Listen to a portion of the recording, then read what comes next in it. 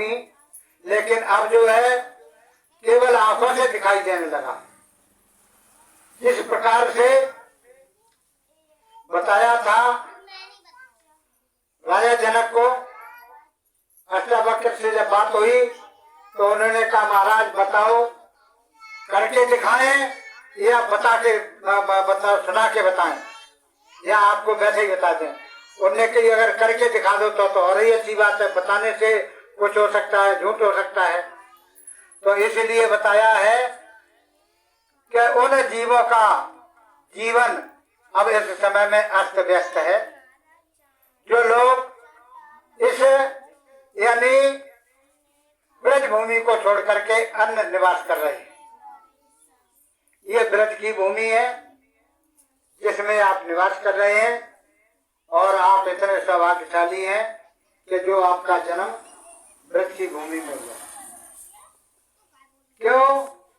आंख से देख करके आए हैं, चाहे पूर्व में चले जाओ चाहे पश्चिम में चले जाओ, बताया है कि ऐसी ऐसी हालत हो रही है कि वहां जो है एक दिन के लिए जानवरों के लिए पर्याप्त भोजन नहीं है।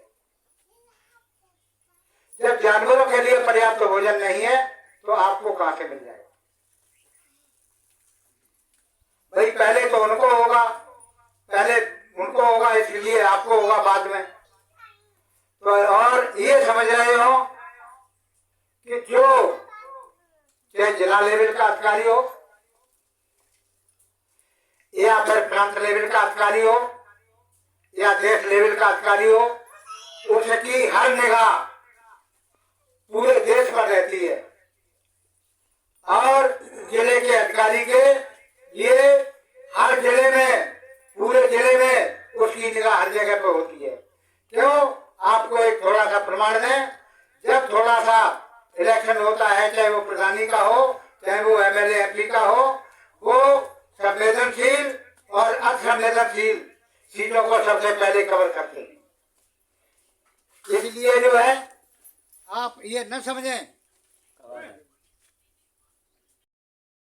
इसकी तो आप बातें ही छोड़ दो और ये दिल दिमाग से निकाल दो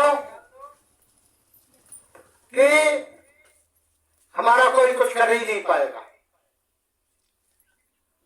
ऐसे समझ लो, इस पृथ्वी पर जब से इस पृथ्वी की रचना हुई और जब तक रहेगी, तब तक इस धराधाम पर बड़े बड़े क्षत्रिय उत्पन्न हो गए, बड़े बड़े महापुरुष उत्पन्न हो गए, बड़े बड़े चक्रवर्ती राजा और महाराजा उत्पन्न हो गए।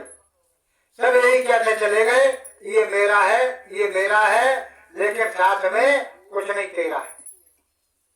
खाली हाथ चले गए, और खाली हाथ जाने के लिए हम और सब आप लोग तैयार हैं, यहाँ से कुछ ले जाने वाले नहीं। तो लिखा है कवि साहब ने एक पंक्ति में कि सांच बराबर तप नहीं और झूठ बराबर पाप, और जाके हृदय सांच है तो ताके हृदय आप।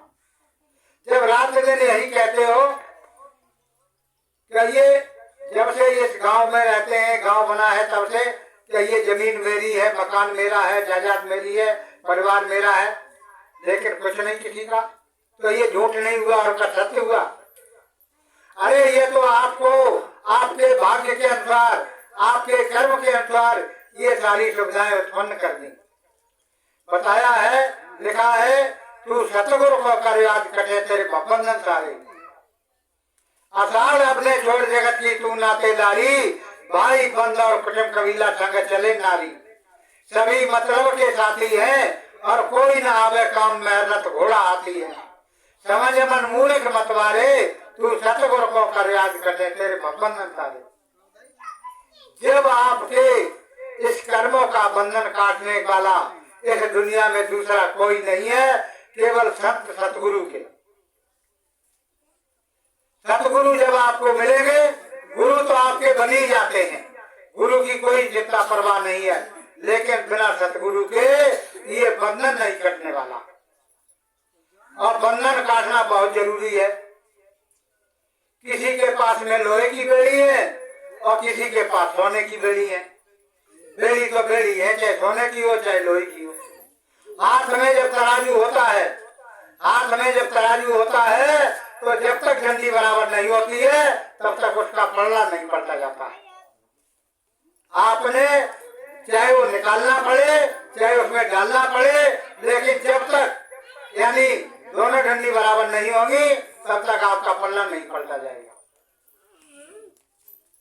इसीलिए आप जो है अब जो है बड़ी होशियारी से काम करना है।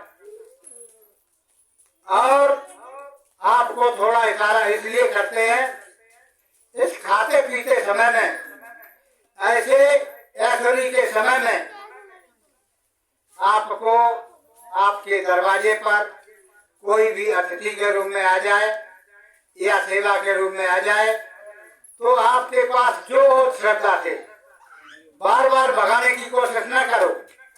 क्यों? जब वो बार बार आएगा तो उसकी मेहनत में आधा बढ़ जाएगा। जो देना है एक बार में दे दो, और बुला करके दे देंगे तो आपका और बढ़िया काम बनेगा। और ये समझो कि एक गांव, एक जिला या एक प्रांत अगर सेवा नहीं देगा तो बाबा जी का काम नहीं चलेगा। ये तो दिल और दिमाग से निकाल दो। क्यों? अब उसकी शोभा बढ़नी नहीं जा रही है। जो काफिला चल रहे हैं और जो काफिला महाराज जी निकाल रहे हैं उनकी शोभा बढ़नी नहीं जा रही है। उनका एक अद्वितीय सम्मेलन है। और वो कैसा है? जो लोग पहले से कहते हैं शोभा तो सवाई है, शोभा सभा की शोभा कहीं नहीं जाती। तो इसलिए जो है उस काफिले की शोभा या वर्णन करने के योग्य नहीं है। इससे स्पष्ट होता है, इससे स्पष्टीकरण मिलता है कि अब परिवर्तन शीघ्र होने वाला। तो ऐसे परिवर्तन की बेला में और जो सीधा ठोक ठोक करके और आपकी मदद करने के लिए, आपको इशारा देने के लिए कि आपको इस रास्ते से होकर के चलना है, इस ऐसा आज दिन तक किसी महापुरुष ने इशारा करके और नहीं बताया और नहीं साथ में चल करके उनको चलाया, साथ में भी नहीं चलाया। आपके बताया है हरे हरे शोक से धन हरे ना सोना हरई सो गुरु घोर नरक में पड़े। जो गुरु शिष्य का धन लेने के लिए तैयार है और उनके दुख कष्टों को दूर नहीं कर सकता है, तो वो जो है गुरु आपके गुरु के योग्य नहीं है, गुरु कहलाने के योग्य नहीं है। ऐसे तो तमाम चल रही है संस्थाएं। इस दुनिया में मजहब और धर्मों की कमी नहीं है, दुनिया के मजहब और धर्म चल रही है, लेकिन आपको बताते हैं बचो और बचाओ, बचेंगे और बचाएंगे, यही बाबा जी का काम है। इसलिए जो है सत्संग केवल इसीलिए होता है, इसलिए नहीं होता है कि यहाँ पर भीड़ ज्यादा इकट्ठी हो जाए, लेकिन नहीं, कारण ये है कि आगे के आने वाले समय में आपको वो विद्या सिखाई जा रही है, वो आपको दावे सिखाए जा रहे हैं, जिनके द्वारा आप इस बंधन से निकल करके और आगे की ओर चले जाए। इतने खुल करके, इतने स्पष्टीकरण में आज जनता किसी भी महापुरुष ने और इस जनता का साथ नहीं दिया। स्वामी जी महाराज ने कहा था, बताया है इस हिंदुस्तान के अंदर 2 करोड़ साधु हैं। जब 2 करोड़ साधु हैं, अगर एक साधु अगर एक गांव या 2 गांव को संभालते तो आज ये जो है इतने बिगड़ने की समस्या नहीं आती। लेकिन उनको तो कोई परवाह नहीं, उनको तो केवल ये चाहिए आपका धन कैसे मिले और सेहत कैसे बने, केवल सेहत बने और धन मिले। आप चाहे नरक में चले जाओ, चाहे आप स्वर्ग में चले जाओ, चाहे आप वैकुंठ में चले जाओ, चाहे 84 में भटकते रहो, उनको कोई परवाह नहीं। इसलिए अब थोड़ा वक्त समय कम रह गया। इतना समय रह गया कि समझ लो आपके सर का ही बोझ है, इतना वक्त कम है। बताया है कि अब न तो बेखबर, दूर तेरा है घर, जाने वाले बेला अमृत है, अमृत कमा ले।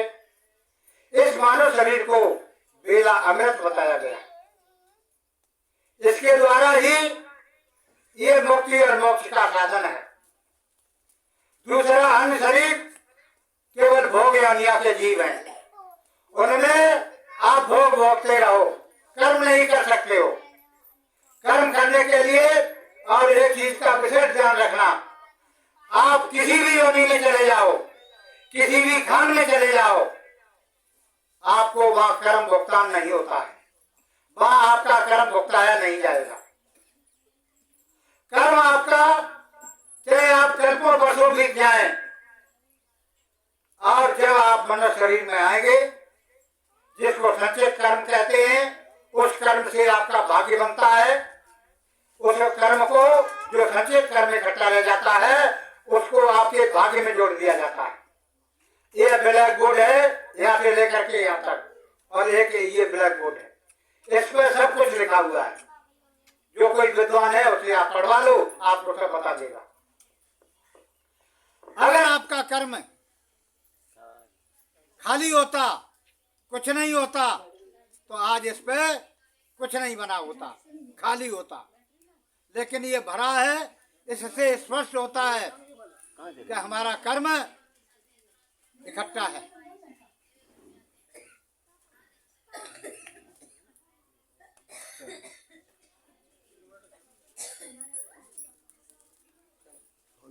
बोलो जय गुरुदेव।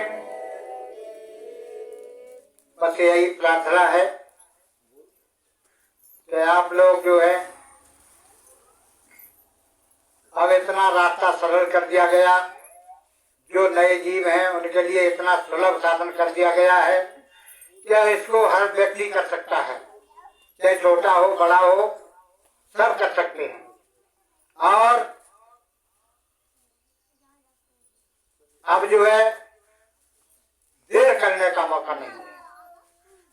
बताया है, लोग कहते हैं पहले के लोग इतना दिल धड़ाधड़ देते थे, उसी में आपका फायदा है, उसी में आपकी भलाई है, और उसी में इस दुनिया की भलाई है। इसलिए जो है हम अपनी वाणी को यहीं पे विराम करेंगे।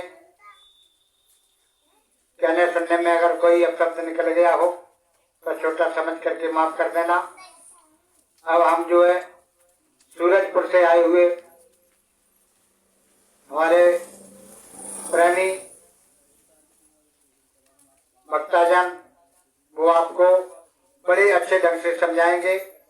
इनकी एक एक बात को बड़े ध्यान पूर्वक सुनना।